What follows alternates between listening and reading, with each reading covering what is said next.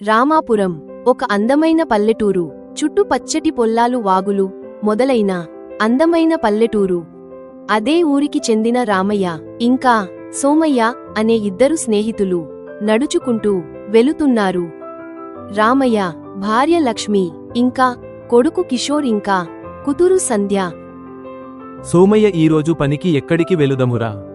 ఏమోరా రామయ్య, నాకు ఏం అర్థం కావటం లేదు, ఏం పని చేయాలి అని. ఎందుకురా, ఏమైంది? ఎందుకు అలా మాట్లాడుతున్నావు?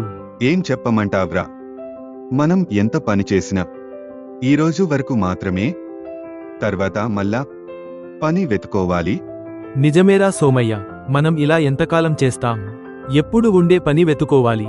రామయ్య, మనం ఊరి జమీందార్ గారి దగ్గరకు వెళ్ళుదాం. వారు మనకు ఏమన్న పని ఇస్తారో అడుగుదాం. సరే సోమయ్య, వెళుదామురా. నేను కూడా విన్నవారు చాలా మంచివారు అని. రామయ్య ఇంకా సోమయ్య ఇద్దరు కలిసి జమీందార్ ఇంటికాడికి వెళుతున్నారు. రాఘవయ్య గారి ఇల్లు గ్రామంలో అందారికి గుడి లాంటిది. రాఘవయ్య గారు అంటే ఊరిలో అందరికి చాలా గౌరవం. వారికి భూములు ఇంకా వ్యాపారాలు చాలా ఉన్నాయి. రాఘవయ్య గారు ఊర్లో ఎవరు ఏ సహాయం అడిగినా చేసేవారు. నమస్కారం రాఘవయ్య గారు. ఏమైంది రామయ్య, సోమయ్య ఇయల్లా ఇటు వచ్చారు? ఏమన్నా సహాయం కావాలా? అయ్యా, మేము మీ దగ్గర ఏం అన్న పని ఇస్తారో అడుగుదాం అని వచ్చం అయ్యా. సరే, ఏం పని చేస్తారు? మీరు ఏ పని ఇచ్చిన చేస్తాము అయ్యా. సరే, మన పశువులను ఇంకా పొలంను చూసుకోండి. మీకు చాలా కృతజ్ఞతలు అయ్యా.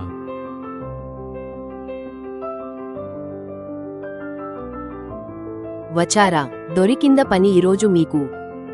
దొరికింది. మన ఊరి జమీందార్ గారి దగ్గరకు వెళ్ళమ్ము. వారు అడగంగానే పని ఇచ్చారు. అవును అండి, వారు చాలా మంచివారు. ఆయన ఎవరికి ఏ సహాయం కావాలి అన్నా చేస్తారు. అవును లక్ష్మి, రేపట్నుంచి రండి అన్నారు. నన్ను భూములను ఇంకా సోమయ్యనేమో ఆవులను చూసుకోమన్నారు. అవునా, మంచిది లెండి. మనకు పని దొరుకుతుందో లేదో అన్న భయం ఉండదు. నిజమే లక్ష్మి, నువ్వు అన్నది. రామయ్య ఇంకా సోమయ్య జమీందార్ రాఘవయ్య గారి దగ్గర చాలా సంవత్సరాలు వరకు పని చేస్తారు. రామయ్య వాళ్ళు ఏదో వ్యాపారం చేసుకుందాం అనుకుంటున్నారు అని పనివాళ్ళు మాట్లాడుతున్నారు. రాఘవయ్య గారు వాళ్ల మాటలు వింటాడు. కోపంతో రామయ్యను ఇంకా సోమయ్యను పిలిస్తాడు. నేను విన్నది నిజమేనా? చెప్పండి. ఇద్దరు కలిసి వ్యాపారం చేద్దాం అనుకుంటున్నారు అట. అవునయ్యా, నిజమే మీరు విన్నది. మరి నాకు ఎందుకు చెప్పలేదు? క్షమించండి అయ్యగారు, మేము మీకు చెప్పడానికి భయపడ్డాం.